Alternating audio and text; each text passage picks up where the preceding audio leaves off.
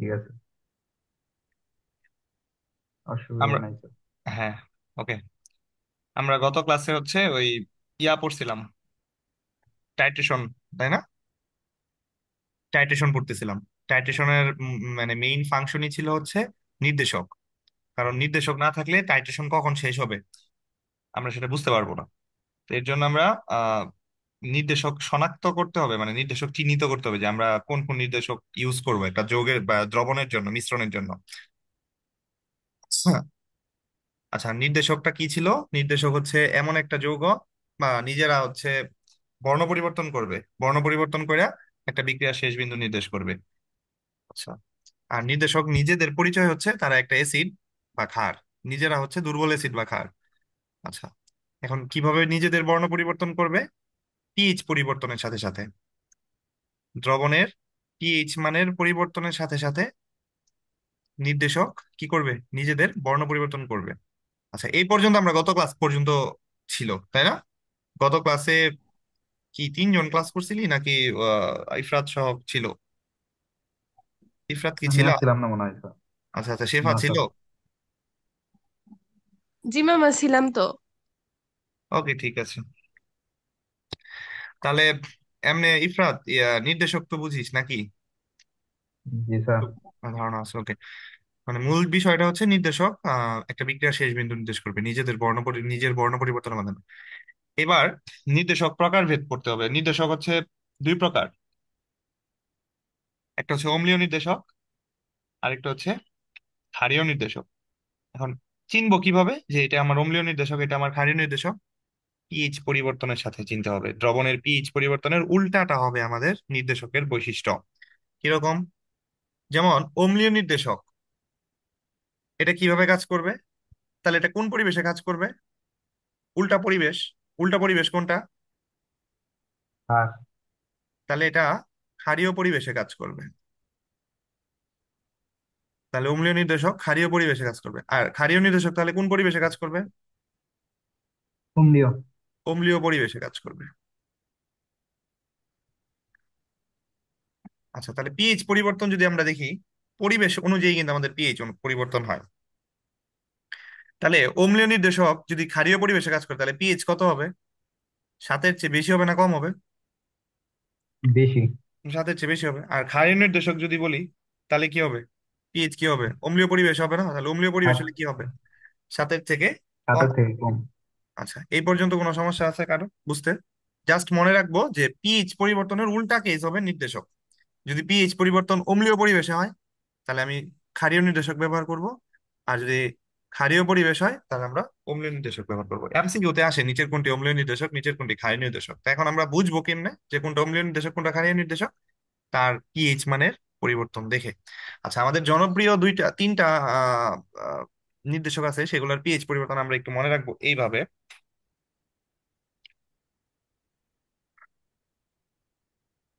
ফ্যাবলা।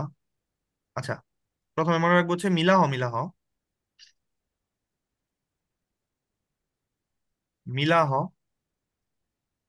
আরেকটা মনে রাখবো হচ্ছে মিলাহ। মিলাহ মিলাহ। আরেকটা মনে রাখবো হচ্ছে ফ্যাবলা।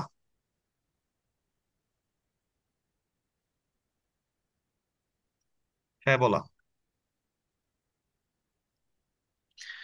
মিলাহ মিলাহ দিয়ে কি বোঝানো হয়? মিলাহ দিয়ে বোঝানো হয় মতে হচ্ছে মিথাইল অরেঞ্জ। মতে হচ্ছে মিথাইল অরেঞ্জ। আর এই মতে হচ্ছে মিথাইল রেড। একটা হচ্ছে মিথাইল অরেঞ্জ, একটা হচ্ছে মিথাইল রেড।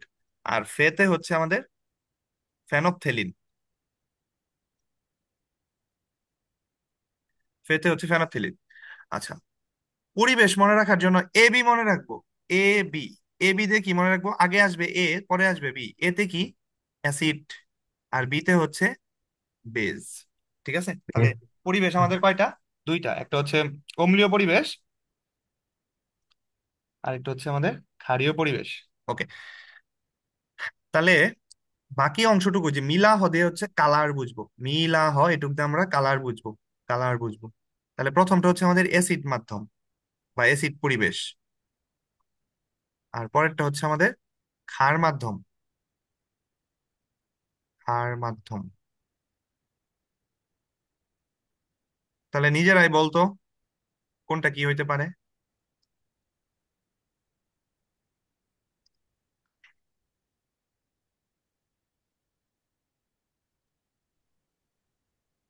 মিথাইল অরেঞ্জ আর মিথাইল রেডটা মেবি এসিড নির্দেশ করে, আর ফেনফথেলিনটা ক্ষার।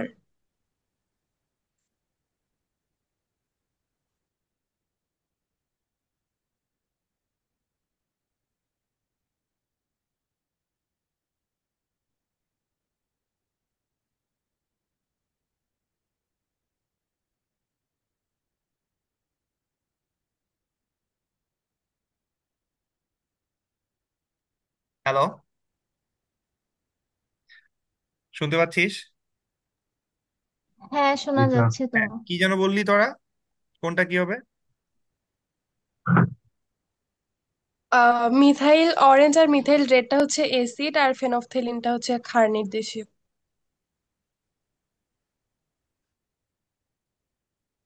না না না, আমরা কালারের পরিবর্তনটা যদি বলি,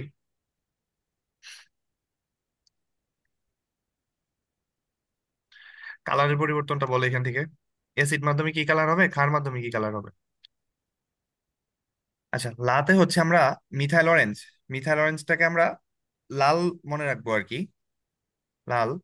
আর হতে হচ্ছে হলুদ, আমি পরে বলতে বলে দিচ্ছি আর কি প্যাটার্নটা। আর মিলা হ, এটাও কি তাহলে লাল আসে না? লাল। আরেকটা হচ্ছে আমাদের হলুদ। ঠিক আছে। তারপর প্রশ্ন হচ্ছে, মিথাইল অরেঞ্জ, অরেঞ্জ কি কখনো লাল হবে না রেড, রেড লাল হবে? রেড লাল। রেড লাল হবে। তাহলে অরেঞ্জটা কি হয়ে যাবে? অরেঞ্জটা হচ্ছে লালের বদলে, লাল না হইলে এটা গোলাপি হবে।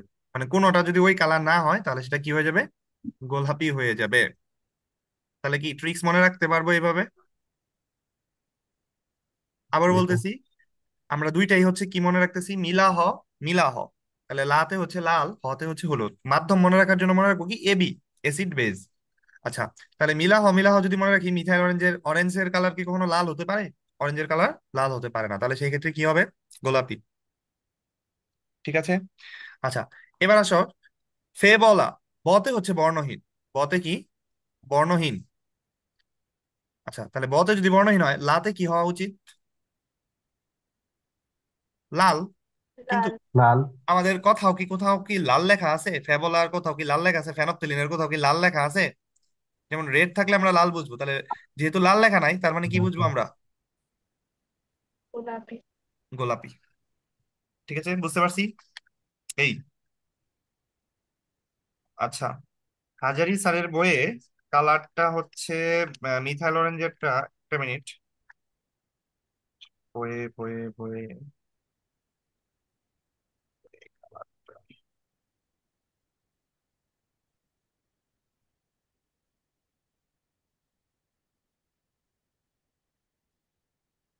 ওইটাও আছে কালারের ইয়াটা chart টা।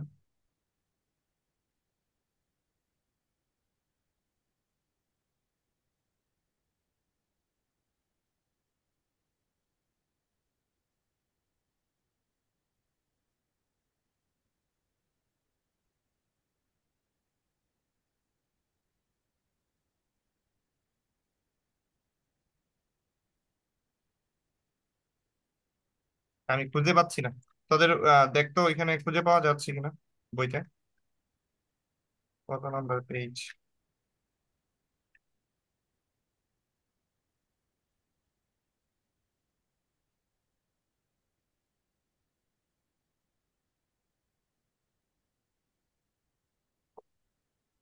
হাজারি স্যারের বইয়ে একটা চার্ট আছে।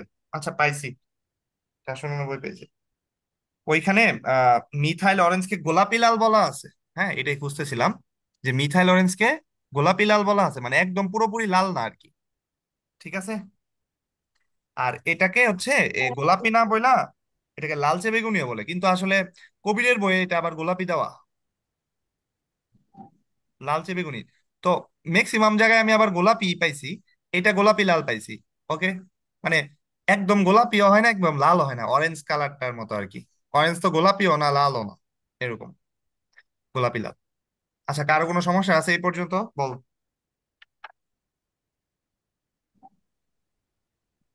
নাই, শুধু এই তিনটা নির্দেশক জানলেই হ্যাঁ, কি হবে? এই তিনটা নির্দেশক হচ্ছে বইয়ের আপাতত গুলো। এইচএসসি সিকিউর লেখার জন্য, আর এমসিকিউ এর জন্য আরো কয়েকটা আমি লিখে দিচ্ছি। আচ্ছা, এই পর্যন্ত যদি সমস্যা না থাকে, এবার আমরা বুঝবো কিভাবে যে কোনটা অম্লীয় নির্দেশক কোনটা ক্ষারীয় নির্দেশক। তাদের পিএইচ এর পরিবর্তনের মান দেখে আমরা বুঝবো। তাহলে আমরা এই পাশে একটু পিএইচ এর পরিবর্তনের মানটা দেখি। ওকে, তাহলে উপরে হচ্ছে আমাদের পিএইচ পরিবর্তন। এই তিনটার পিএইচ পরিবর্তন মুখস্থ রাখলেই হবে। যেমন মিথাইল অরেঞ্জ, এটার পিএইচ পরিবর্তন হয় সাধারণত 3.1 থেকে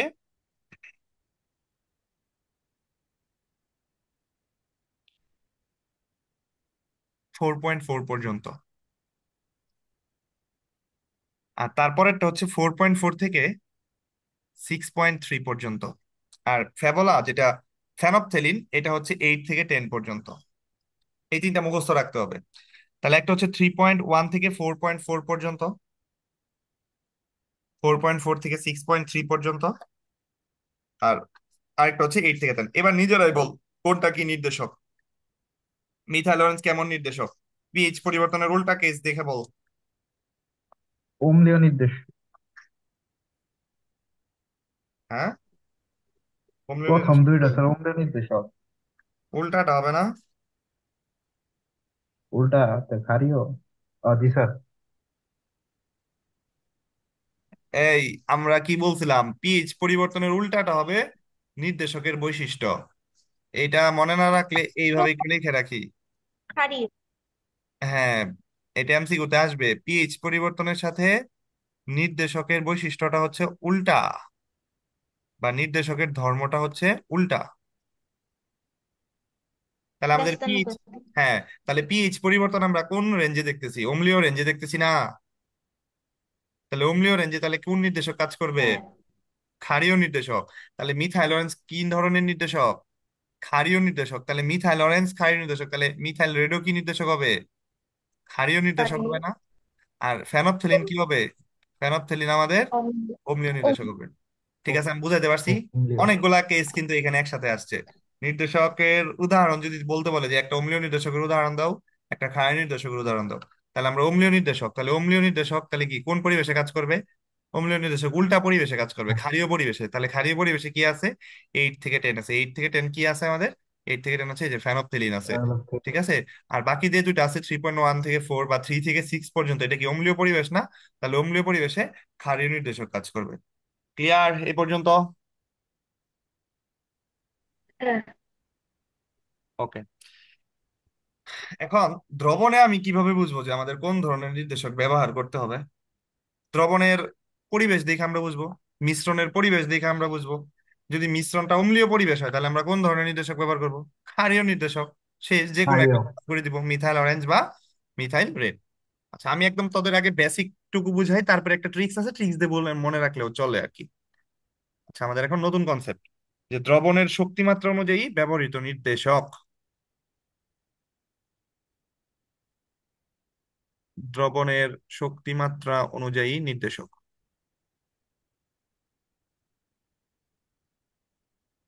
আচ্ছা, ভালো কথা।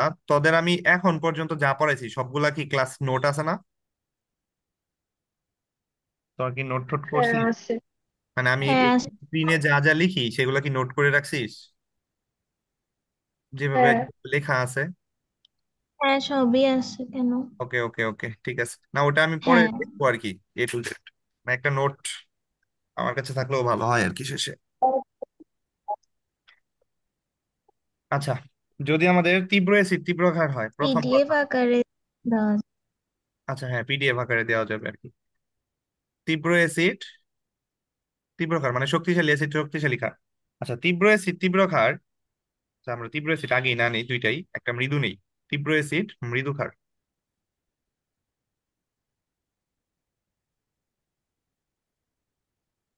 আচ্ছা, বল তো এখানের মিশ্রণের প্রকৃতি কেমন হবে, শেফা বল।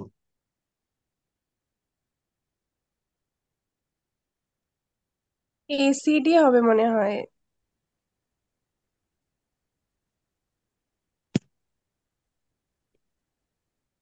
মিশ্রণের প্রকৃতি কি হবে? তীব্র অ্যাসিড তীব্র ক্ষারের মিশ্রণের প্রকৃতি অম্লীয়। কি? অবশ্যই তীব্রটার অনুযায়ী হবে। তাহলে তীব্র কি অম্লীয় আছে হবে, আমাদের? হ্যাঁ। হ্যাঁ, তাহলে তীব্র আছে হচ্ছে অ্যাসিড। তাহলে তীব্র অ্যাসিড মৃদু ক্ষার নির্দেশকের মিশ্রণের প্রকৃতি হবে অম্লীয়। তাহলে কোন ধরনের নির্দেশক ব্যবহার করা যাবে? ক্ষারীয়। উল্টাটা। উল্টাটা। তাহলে একটা ক্ষার নির্দেশকের নাম কি হবে? Methyl orange. অথবা মিথাইল মিথাইল রেড। রেড। এই তো গুড। এই তো হয়ে গেল। শেষ। এমসিকিউ প্রচুর আসে যে একটা অ্যাসিড ক্ষার দিয়ে দেয়, দিয়ে বলে যে কোন নির্দেশক ব্যবহার হবে, মিথাইল অরেঞ্জ অথবা রেড। আচ্ছা, এখন বোঝার উপায় হচ্ছে যে তীব্র অ্যাসিড বুঝি তো নাকি, কোনগুলা তীব্র অ্যাসিড কোনগুলা মৃদু ক্ষার, লিস্ট দিতে হবে কিছু কমন লিস্ট। আচ্ছা আমি লিখে দিচ্ছি, এটা আগে শেষ করি। তাহলে তীব্র অ্যাসিড মৃদু ক্ষার গেল, এবার যদি আমরা উল্টাই, তীব্র ক্ষার মৃদু অ্যাসিড যদি নেই, মিশ্রণের প্রকৃতি কেমন হবে? তীব্র ক্ষারীয়। ক্ষার ক্ষারীয়। মৃদু অ্যাসিড। তাহলে মিশ্রণের প্রকৃতি সবসময় তীব্রটা অনুযায়ী হয়। আচ্ছা, তাহলে এটা তাহলে কি হবে? ক্ষারীয়। ক্ষারীয় হবে। তাহলে ক্ষারীয় যদি হয় তাহলে মিশ্রণের পিএইচ কি হবে? ব্যবহৃত পিএইচ কি হবে? আচ্ছা, হাতের ক্ষারীয় বেশি। লেখাটা আমার একটু বানান লেখাটা সুবিধা হচ্ছে। ক্ষারীয়। তাহলে ক্ষারীয় হলে কি অম্লীয় নির্দেশক ব্যবহার করা যাবে না? বা ক্ষারীয় পরিবেশ কি জি 8 স্যার। থেকে 10 না? 8 থেকে 10 কোনটা থাকে? ফেনফথেলিন না? জি। স্যার মিথেনলোফথেলিন। হ্যাঁ, ফেনফথেলিন। এইটা দিয়েই হয়ে যাবে বুঝছিস। 8 থেকে 10 ফিলিং। একটা মনে রাখলেই চলবে। 8 থেকে 10 আমাদের কি ফেনফথেলিন না? তাহলে ফেনফথেলিন ব্যবহার করা হবে। শেষ। এই, এখন দোনোটাই যদি তীব্র হয়, তাহলে স্যার অসমান বিক্রিয়া হয়ে যাবো। যদি দোনোটাই তীব্র হয় তাহলে এটা কি নিরপেক্ষ হয়ে যাবে না? বা প্রশমন হয়ে জি যাবে না? স্যার। হ্যাঁ, তাহলে দেখ তীব্র, প্রশমিত।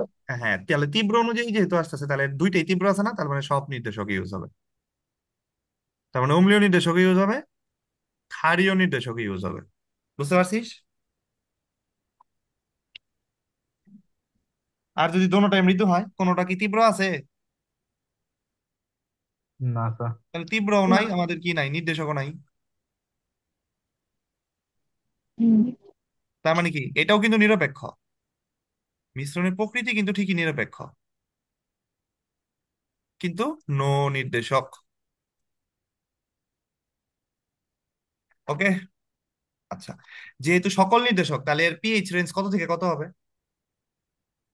আমরা যদি এই পাশে পিএইচ রেঞ্জ লিখি। 0 থেকে 14, 1 থেকে 14। না না না, নির্দেশকের তো একটা রেঞ্জ আমি দিয়ে রাখছি এই যে এখানে, 3.1 আর থেকে। 3 থেকে 10। তার মানে 3.1 বলতে 3 থেকে তাহলে 10 বলা যাবে না সকল নির্দেশকের জন্য? জি স্যার। বুঝাতে পারছি? বুঝতে পারছিস? আচ্ছা তাহলে মিথাইল অরেঞ্জের পিএইচ রেঞ্জ কত থেকে কত হবে? বা মিথাইল রেড, ওই যে 3 থেকে 6.4, দুইটার এটার মধ্যে কি দুইটা পড়ে গেছে না? এই যে 3.1 থেকে 4.4, 4.4 থেকে 3.3। ঠিক আছে, 6.3, আচ্ছা 6.3, 6.4 ব্যাপার না। আর ফেনফথেলিন কত হবে তাহলে? 8 থেকে 10।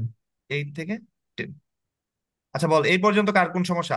এইখানে কি হবে তাহলে? এইখানে তো জিরো, কারণ নাই তো নির্দেশক, পিএইচ এর পরিবর্তন হবে না তো ওইভাবে। ঠিক আছে, তাহলে এখানে জিরো। ক্লিয়ার এই পর্যন্ত? এটুক এটুক কিন্তু লাগবেই, এই জিনিসটা লাগবেই লাগবে, যে দ্রবণের শক্তি মাত্রা অনুযায়ী আমরা কি ধরনের নির্দেশক ব্যবহার করব। সেই ক্ষেত্রে আমাদের মিশ্রণের প্রকৃতিটা আগে মৌখিকভাবে বুঝতে হবে। মৌখিকভাবে বোঝার উপায় কি? যেটা তীব্র সেটা আমার হবে, যদি দুইটাই তীব্র হয় সেক্ষেত্রে নিরপেক্ষ হবে। যদি তীব্র অ্যাসিড মৃদু ক্ষার হয় তাহলে তীব্র কোনটা অ্যাসিড না, তাহলে আবার মিশ্রণের প্রকৃতি হবে অম্লীয়। তীব্র ক্ষার মৃদু অ্যাসিড যদি হয় তাহলে তীব্রটাকে একটা তীব্র একটা মৃদু হলে তীব্র অনুযায়ী সবসময় মিশ্রণের প্রকৃতি হবে। আর দোনোটাই যদি তীব্র হয় তাহলে কোনোটাই হবে না, মানে নিরপেক্ষ হয়ে যাবে। আর দোনোটাই যদি মৃদু হয় তাহলে নিরপেক্ষ হবে। মানে এই ক্ষেত্রে জোর যার মূল্যক তার কথা আসবে আর কি। এখন দুইজনেরই যদি জোর বেশি থাকে তাহলে তো আর কারো মূল্যক থাকবে না, দুইজনেরই সমান সমান মূল্য। এই ক্ষেত্রে নিরপেক্ষ বা প্রশম। ক্লিয়ার এ পর্যন্ত? হ্যাঁ, ক্লিয়ার। ওকে, এবার আয় হচ্ছে বইয়ের বাকি বাকি যে নির্দেশক গুলা, যেগুলো হচ্ছে আমাদের অ্যাডমিশন টেস্টের জন্য ইম্পর্টেন্ট, ওগুলা কিভাবে মনে রাখবো?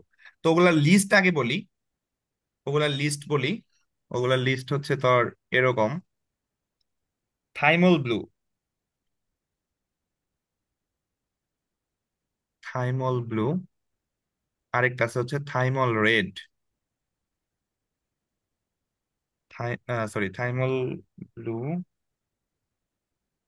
থাইমল ব্লু এর ভিতরে উম কালি হয় না কেন, থাইমল ব্লু এর ভিতরে আবার দুইটা আছে, একটা হচ্ছে অম্ল, আরেকটা হচ্ছে তোর ক্ষার। সেটা একটু তোদের একটু ঠিক করে দিই আগে। থাইমল ব্লু এর ভিতরে দুইটা আছে, একটা হচ্ছে তোর অম্ল, আর থাইমল ব্লু হচ্ছে ক্ষার হিসেবে থাকতে পারে। দুইটার জন্য দুই রকম কালার আসবে আর কি। আচ্ছা, তারপর হচ্ছে ফেনল রেড, বই আছে এগুলা, হাজারি স্যারের বই আছে।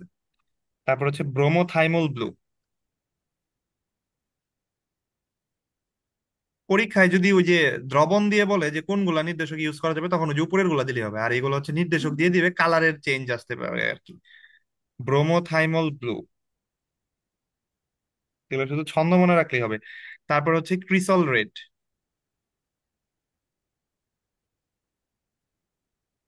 ক্রিসল রেড, আর আরেকটা হচ্ছে তোর লিটমাস। আচ্ছা, এবার এদের ছন্দগুলো আগে মনে রাখি। একটা হচ্ছে তোর থাহনি, এর অদ্ভুত ছন্দ এগুলো, হ্যাঁ, এভাবেই থাহনি। আচ্ছা, এই কালি আর ইউজ না করি, হ্যাঁ, আমরা লাল নেই, দেখি থাহনি। আরেকটা হচ্ছে তোর থালাহ, আর এটা হচ্ছে তোর ফেহলা,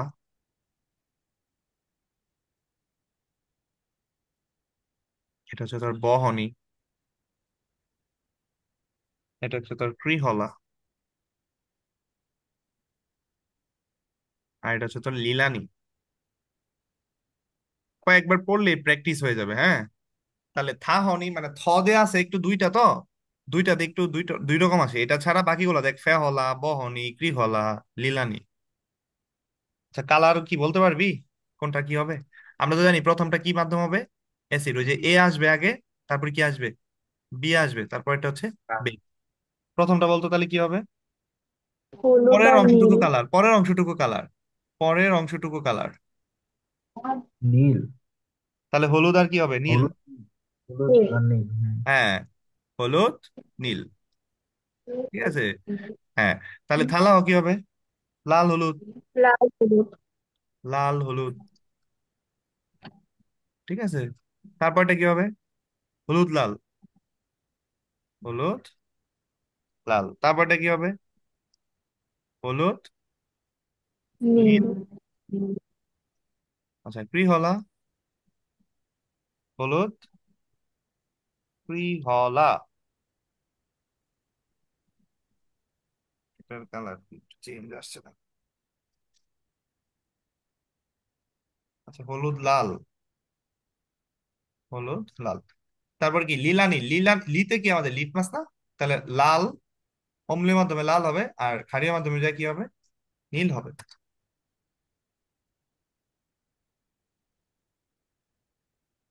তাই তাই পড়ছিলি না যে অম্ল নীলকে কি করে, লাল করে?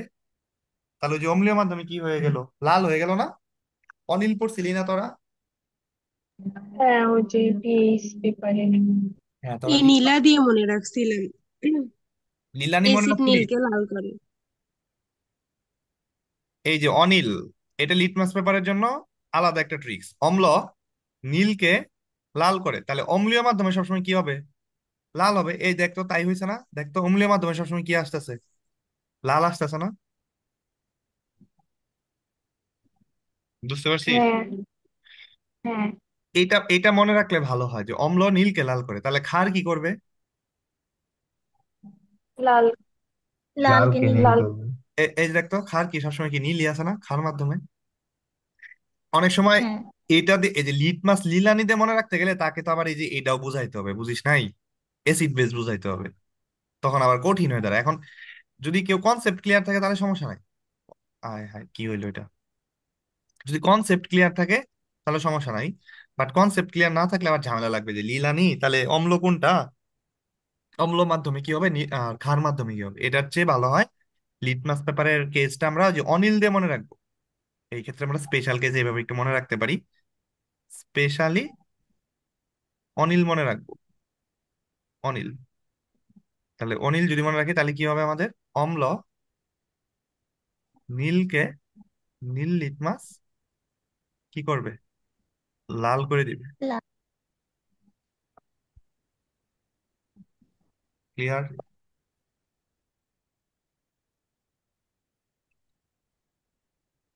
এই পর্যন্ত কোনো সমস্যা কারো থাকলে বল, হয়তো আমরা তাহলে পরের কনসেপ্টে চলে যাই।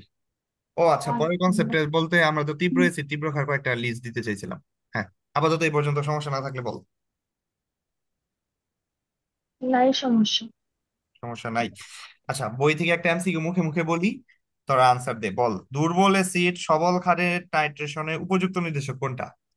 এভাবে কোশ্চেন আসছে, নিচে তোর অপশন আছে অনেকগুলা। মিথাইল দুর্বল অরেঞ্জ। এসিড সবল ক্ষার, তাহলে তীব্র কোনটা? না না না, ফেনোলেফথেলিন হবো। হ্যাঁ, সবল ক্ষার যেহেতু, সবল যেহেতু ক্ষার, তার মানে ক্ষারীয় পরিবেশ সৃষ্টি হবে। ক্ষারীয় পরিবেশ মানে কত? স্যার, আট আট থেকে থেকে দশ 10। 8 থেকে 10 হলে কোন থেকে নির্দেশক 10। আছে আমাদের? 8 থেকে 10 কোনো এই যে ফেনো ফেনথেলিন। ফেনোলেফথেলিন। ঠিক আছে। আর ফেনথেলিনের প্রকৃতি কি, এটা কি ধরনের নির্দেশক? অম্লীয় নির্দেশক না ক্ষারীয় নির্দেশক? স্যার, অম্লীয় অম্লীয়। নির্দেশক। ফেনথেলিন হচ্ছে অম্লীয় নির্দেশক, ঠিক আছে, কারণ এটার উল্টাটা হবে সবসময়। আচ্ছা, এবার কয়েকটা লিস্ট লিখে দিব। তীব্র অ্যাসিড তীব্র ক্ষার, আচ্ছা আগে তীব্র অ্যাসিড তীব্র ক্ষার লিখি। তীব্র অ্যাসিড, জনপ্রিয় কিছু তীব্র অ্যাসিড কি কি আছে আমাদের? HCl, আচ্ছা, hydrochloric acid, H H2SO4। X H x without HF, এটা আমরা বলে দিব আর কি। HX উইদাউট HF এইভাবে মনে রাখবো। HX উইদাউট HF, মানে HF টা দুর্বল হবে আর কি, আর বাকি সবগুলো তীব্র হবে। তারপরে আমরা বলতে পারি হচ্ছে নাইট্রিক অ্যাসিড,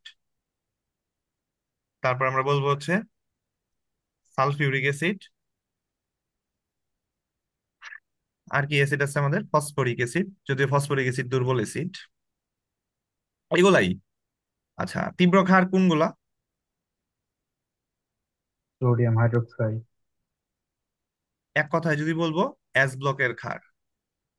এক কথায় যদি বলি, অ্যাস ব্লকের ক্ষার। অ্যাস ব্লক কোনগুলা? Sodium, potassium.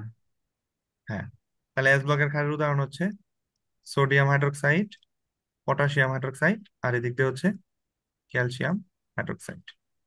আচ্ছা, এই লিস্ট গেল তীব্র অ্যাসিড তীব্র ক্ষারের। এবার আসি হচ্ছে দুর্বল অ্যাসিড। দুর্বল অ্যাসিড যদি বলি, সব জৈব অ্যাসিড, সকল জৈব অ্যাসিড। তারপর হচ্ছে আমাদের অজৈব অ্যাসিডের ভিতরে আছে carbonic acid, cyanic acid, hydrogen sulphide, H2SO3, sulphurous acid, আম, তারপরে আর কি আছে, ফসফরিক অ্যাসিড, এগুলাই। তারপরে যদি আমরা বলি দুর্বল ক্ষার কোনগুলা,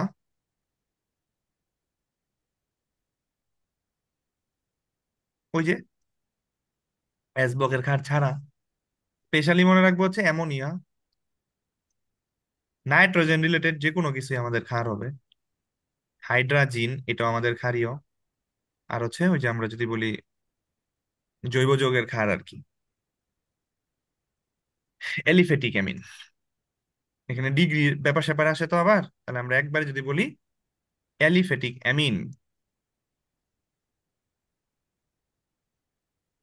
অ্যালিফেটিক অ্যামিন।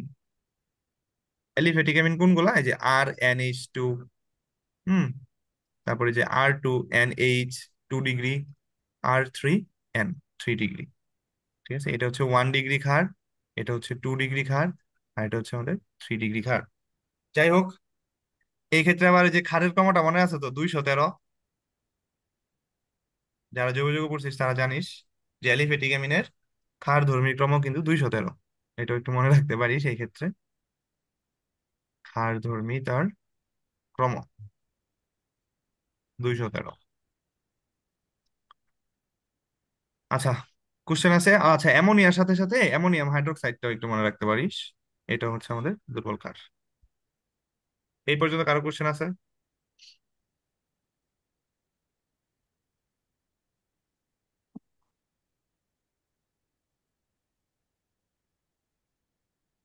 নাই, পরের টপিকে যাও।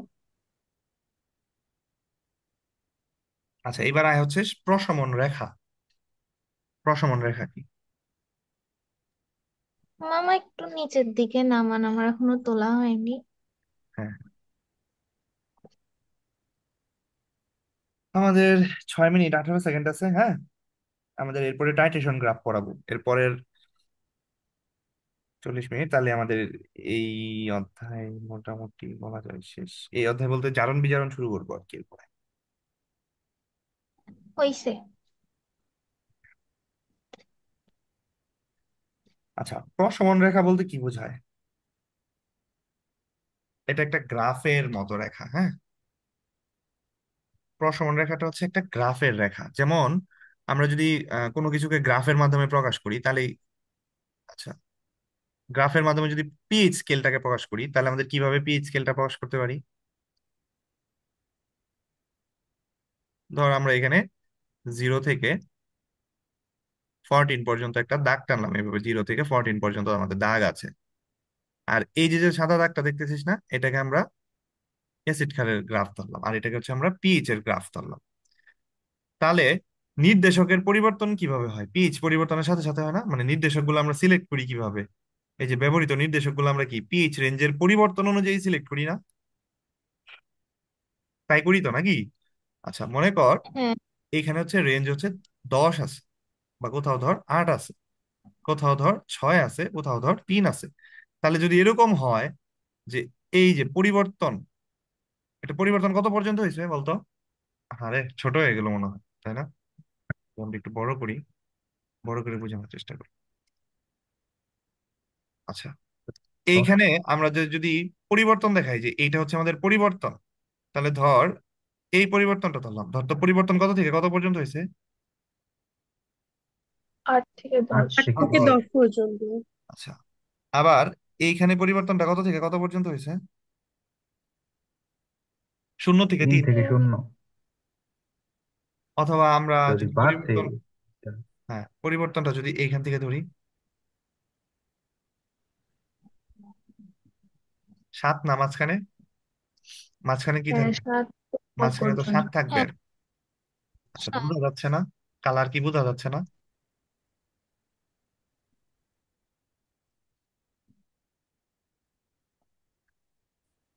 মাঝখানে হচ্ছে 7 থাকবে। তাহলে বলতো অ্যাকচুয়াল পরিবর্তনটা হইলো কোথায়? এখানে কিন্তু পরিবর্তন হচ্ছে না।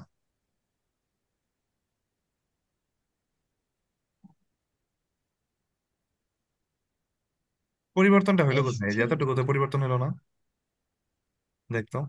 মানে দাগ 7 বরাবর আমরা পরিবর্তন বুঝবো। এইখানের পরিবর্তন এখানে হবে। পরিবর্তনটা হবে এই যে এইখানে পরিবর্তনটা এইটুকুকে বুঝাবে, এই যে এই অংশটুকুকে পরিবর্তন বুঝাবে। তাহলে পরিবর্তনটা কি অ্যাটলিস্ট কি 7 থেকে 8-এর মধ্যে হলো না? আচ্ছা, হ্যাঁ। হ্যাঁ। আবার মনে কর যে আমি এখন আর ভালো মতো বুঝাইতে পারতেছি না এটা, এই গ্রাফটা বুঝাইতেই পারতেছি না। গ্রাফটা একটু ছোট করতে হবে। আচ্ছা, ধর এখন আসলো, এটা তো 6 আঁকানো হয়েছিল। ধর এরকম আসলো এখন, আরেকটা হলো এরকম আসলো। এখন বল পরিবর্তন কত থেকে কত পর্যন্ত হয়েছে? 8 3 থেকে থেকে 3। 8 পর্যন্ত। আচ্ছা, আরো আরো যদি ভালো মতো বলি, এখন পরিবর্তন কত থেকে কত পর্যন্ত হয়েছে? 3 তিন থেকে থেকে 10 10। 10। থেকে 3। হ্যাঁ, তার মানে 3 থেকে পরিবর্তনটা আমরা এতটুকু এতটুকু বুঝবো, আর এই পরিবর্তন অনুযায়ী আমাদের নির্দেশক নিতে হবে। তাহলে বলতো 3 থেকে 10 এখানে কি কি পরিবর্তন, এই পরিবর্তন অনুযায়ী কি কি নির্দেশক আছে? 3টা নির্দেশক আছে, methyl orange, methyl acid red আছে। তাহলে সবই পড়ে সবই না তো এই আছে। পরিবর্তনের মধ্যে? দেখতো এই যে 3 থেকে 10 কি সবই পড়ে না? এই হ্যাঁ, জিনিসটা মনে রাখতে হবে, দিয়েছে। পিএইচ এর হ্যাঁ পরিবর্তনটা থেকে আমাদের মনে রাখতে হবে। তাহলে পরিবর্তন কিন্তু ওই যে সোজাসুজি যে দাগের অংশটুকু এইটুকু হচ্ছে পরিবর্তন। তাহলে এইখানে আমরা পরিবর্তন কত থেকে কত দেখতেছি? 3 থেকে 10, 3 থেকে 10, এই যে পরিবর্তনটা আমরা দেখতেছি এই পর্যন্ত। তাহলে এটা হচ্ছে আমাদের নির্দেশকের অংশ। আচ্ছা, এবার বলতো তোরা, যদি আমাদের এরকম থাকে,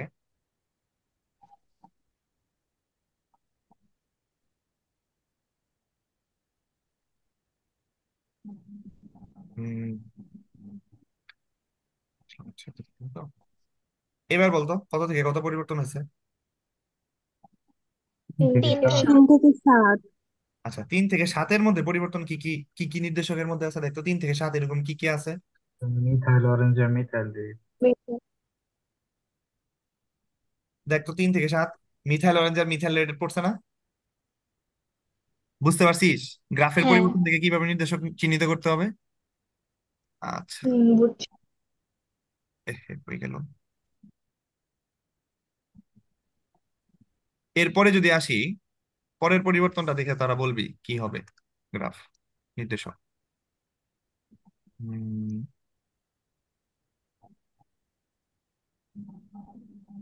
কত থেকে কত পরিবর্তন হয়েছে? 7 7 থেকে থেকে 10। 10 7 থেকে 10, 7 থেকে 10-এর মধ্যে কি কি পরিবর্তন, মানে এই রেঞ্জ অনুযায়ী আমাদের কি কি নির্দেশক আছে? ফেনোরফথেলিন। এই রেঞ্জ অনুযায়ী আমাদের কি ফেনফথেলিন আছে। ফেনাফথেলিন আছে। আচ্ছা, সেলিন আছে। আচ্ছা, ভালো কথা। তাহলে তোরা মোটামুটি বুঝে গেছিস, তাহলে গ্রাফ লেখা তোরা পরীক্ষার হলেও লিখতে পারবি। এইবার বল, এখন পরিবর্তন কত থেকে কত হয়েছে? শুধু তো 7 থেকে 7 10। প্রশমন বোঝাচ্ছে তাহলে। মানে পরিবর্তন হয় নাই, পরিবর্তন হ্যাঁ ছিল। তাহলে পরিবর্তন যেহেতু হয় নাই, তাহলে আমাদের কি নির্দেশক হবে? পরিবর্তন না হলে আমাদের কি নির্দেশক হয়? এই যে দেখো, ওটাই না। নিরপেক্ষ। পরিবর্তন হয় নাই, পিএইচ এর কোনো রেঞ্জ আমরা পাইতেছি না। আমরা যেহেতু পিএইচ এর কোনো রেঞ্জ সবগুলো পাচ্ছি না, তার মানে আমাদের কি হবে?